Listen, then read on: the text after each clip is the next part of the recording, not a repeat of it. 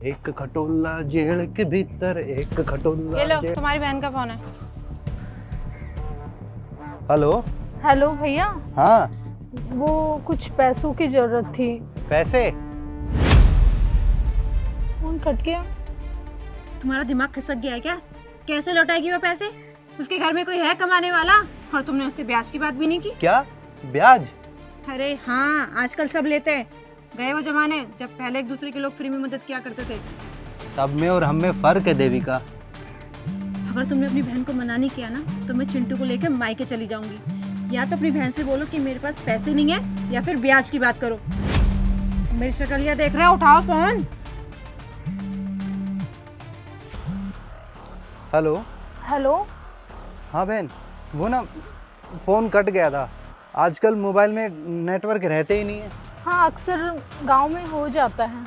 पर भैया मुझे एक बात कहनी थी, कुछ पैसों का इंतजाम हो जाएगा क्या? पैसे? पैसे तो नहीं हो पाएंगे। अगर तुमने 1-2 दिन पहले फ़ोन किया होता ना, तो तुम्हारी बात बन जाती।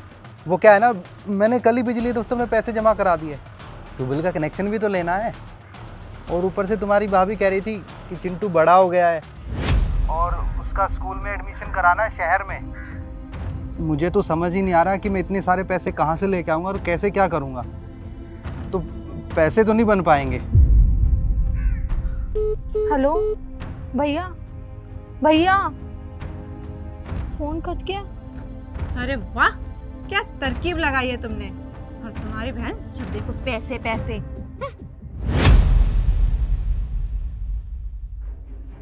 भैया, भैया। अरे ये कहाँ से टपक गई भरी दोपहरी में?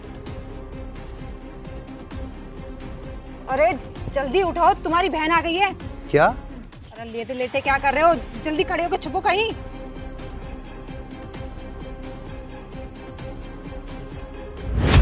अरे दीदी तुम? भाभी, भैया कहाँ है?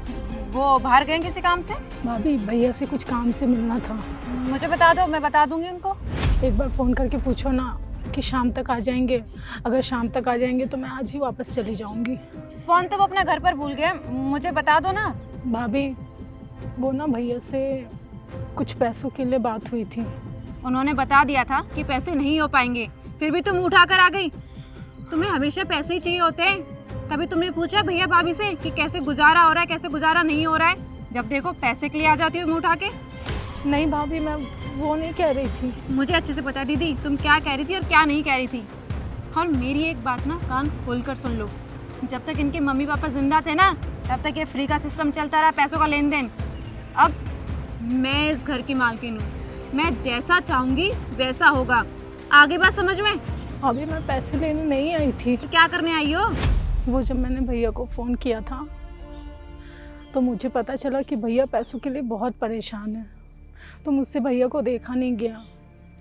तो मैंने सोचा कि जो मेरे पति की आखिरी निशानी है वो बेचकर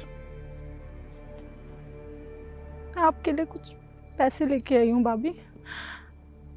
ज़्यादा तो नहीं है, लेकिन शायद इससे कुछ ना कुछ काम हो जाए। चलती हूँ। बहन। भैया आप यहीं थे? वो तुम्हारी भाभी ने मुझे अंदर छिपा दिया था। पर क्यों भैया? दीदी मुझे माफ़ कर दो। मुझे लगा कि आप पैसे मांगने आई हो और हमें पैसे ना देना पड़े, इसलिए मैंने इनसे छुपने को कह दिया था। तुम ना ये पैसे लो और अभी के अभी जाके जीजा जी की आखिरी निशानी वापस ले लो। हमें नहीं चाहिए तुम्हारे ये पैसे। इनमें ना इनका कोई भी कसूर नहीं है। मैंने ही इनको डरा के और धमका के ये सब करने को कहा था। ये तो आपकी मदद करना चाहते थे। जो भी गलती कसूर है वो मेरा है दीदी। कोई बात नहीं भाभी, देखा हम भाई बहन में कितना प्यार है। भैया ने मुझे बस एक छोटा सा इशारा दिया और मैंने अपने पति और अपने बच्चों की आखिरी निशानी, जो कि सबसे कीमती थी, उसको बेच दी। आगे से कभी भाई बहन के रिश्ते में शक मत करना। चलती हूँ।